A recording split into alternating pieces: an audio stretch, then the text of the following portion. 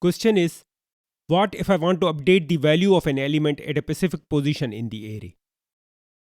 Use the same array notation syntax you used to assign the value.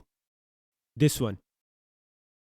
Suppose if the array element already got a value at a specific position, like this one with the value 3, any new value with the same indexes will replace the existing value. New value will override the old value. Let's see the example.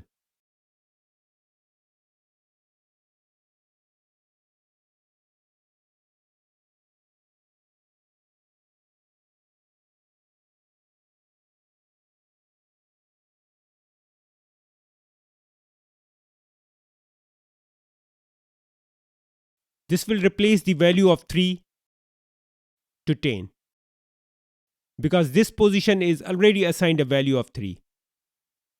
Look at the image here.